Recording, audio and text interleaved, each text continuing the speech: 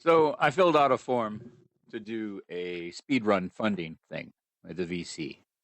And after I figured out the, form, I submitted it, did my stuff, clicked submit, saw that it thanked me for submitting, and then I went on my way and did my own thing. But I kept getting these stupid emails asking me to finish it, even though I've already done that multiple times at this point. Because the first time I got that email, I thought, well, maybe there's a second part that I just forgot about. Let me just double check.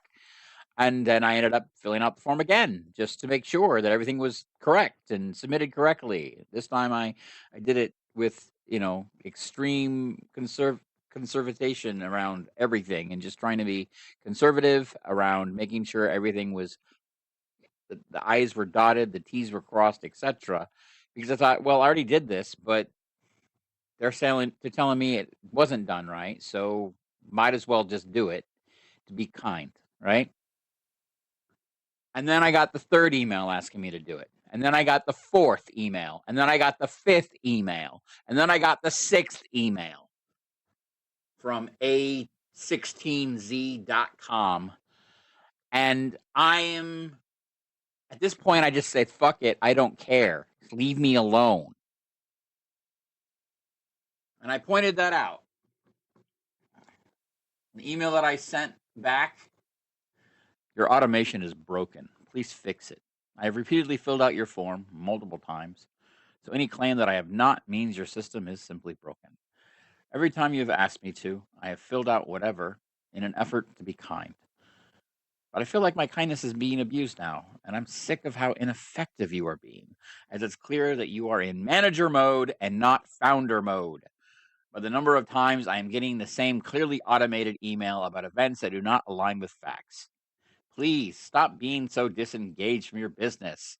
This is not just the A16Z brand, it's your brand that you are ruining, and I hate to see that. That was what I replied back with. And I am sick of it. And I'm realizing through the internet and the people that I'm connected with that this idea of founder mode is starting to get out of control. It's a meme that has actively infiltrated the development community, and nobody understands what it is. I went around and I looked at all the different stuff that happened around it, where it got its impetus, and where it actually came from was a talk on YC. It was a guy who basically said, look, I had to rebuild my company because of the pandemic. Here's how I did it. I actually started talking to my employees instead of ignoring them, and I became more engaged and actually started doing verification of things that they said, which sounds great, but apparently it contradicts the MBA's guidance, which is to simply delegate, treat everybody as a subtree of a black box, and at that point, don't ask them questions because that's micromanaging. No, it's not. That's BS. Okay. And so I saw this and I read it, and you should too. You should definitely check out this link. I'll add it to the thing below. But what it ultimately comes down to is founders are being given bad advice to just trust their people and not validate anything. And that is a terrible idea. When I was an executive at a Fortune 50 company, half my job was the verify part of trust but verify. I came on board as a backfill to a guy who wanted to be Steve Jobs and have everybody report directly to him. So when I started, I literally had 200 people trying to report directly to me, and that didn't work. Okay, I had to trust and verify. I had to verify that the people that I had were who they said they were and that they had the skills they did. The ones that didn't got pink slips. The ones who were good and knew what they were doing and had been in leadership roles unofficially because of that got promotions. The ones who actually knew what they were doing got promoted. The people who were still learning and trying to improve themselves got kept. And the people that were disengaged and didn't care found new jobs. It's that simple. And so when I read this, I go, oh, okay, cool. He started being an actual executive again. Because that's what it is. You can't just sit around and treat everybody as a subtree black box that you don't check up on. Yes, if you are in a leadership position and you are an executive, you're in a difficult position because nobody's going to be honest with you. Okay.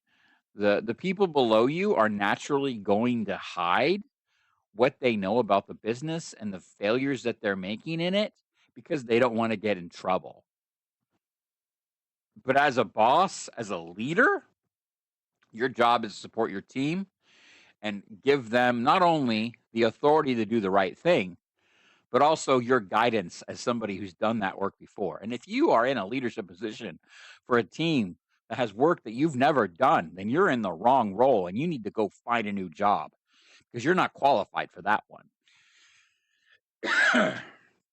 The end result is that when I read this, I go, oh, okay. So he had some new metrics. He started to be data driven, which is good. And he actually went in and did what he was supposed to do. Great. That's founder mode. No, it's not. It's just a new term for people who don't know how to delegate. Okay? And that's the problem is you got two extremes here. You have people who don't know how to delegate correctly and can't hire well because they don't have the experience to know what people should do in those jobs. And then you have people that are micromanaging and they're actively working to micromanage because they're so scared that they're going to mess up that they micromanage and create fear and limit the productivity of their team with that micromanagement. And so the issue here is, as is often the theme in a lot of my videos, you have two sides with two extremes with a very large spectrum in the middle. It's important to be aware of that spectrum, and it's important to be as much in the middle as you can be. However, if you are in a leadership role, your job is to verify and make sure that the ship really is on course, not just trusting that the wind will get you there eventually. And so you are required to march up to the wheel and talk to the guy steering the ship, and you are required at times to take the wheel yourself so that that person can rest. And so I read this, and yeah, I get it. MBAs are going to lie to tech people. That's what they do. They're worried about competing with us. Okay. They know we know more about the stuff that's on the ground. So they want us to be abstract because they want to make sure that we don't get distracted by all of the stuff that's going on the ground. Just hire somebody, trust them, don't ever audit what they can do. That is what an MBA says. I believe that's BS.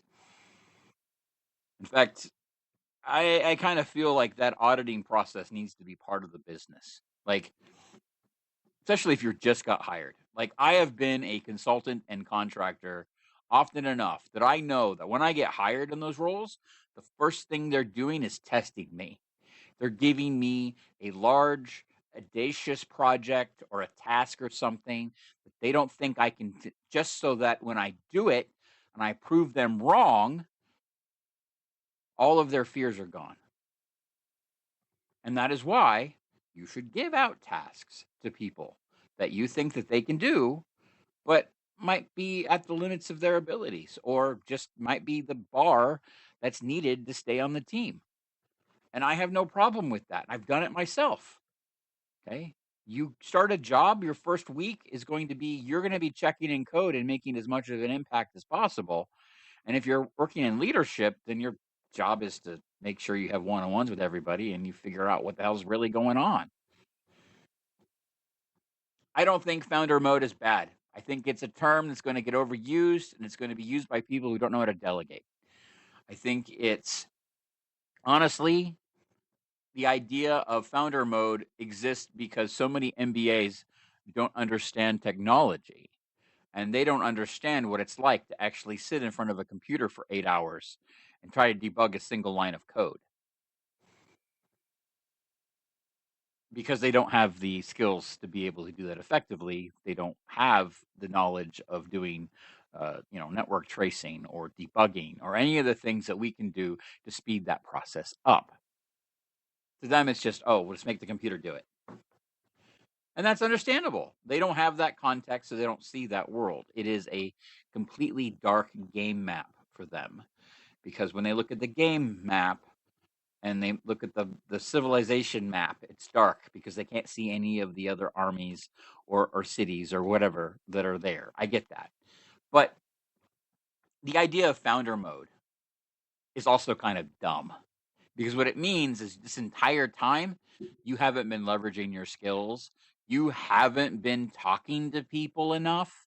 You haven't been working with your team and actually collaborating. You haven't been engaged. You haven't done any of the things that you need to do as a leader, because being the guy up on the pedestal is not being a leader. You need to be able to walk the trenches with everyone else and let them know that you're with them, even when you're not physically with them, that you're giving them your support. That's what this is. Founder mode is, hey, if I've got an employee that maybe doesn't know something I really know, well, guess what? We're going to do a meeting. I'm going to teach him everything I know about that in 30 minutes to get him bootstrapped, give him some reading material. And at that point, I'm going to consider him at least started. And I'm going to tell the person, him, her, whatever, if you need anything, let me know. Because as a leader, my job is to be an umbrella for my team. My job is to grow my team. My job as a leader is to make sure that my team is successful. It has nothing to do with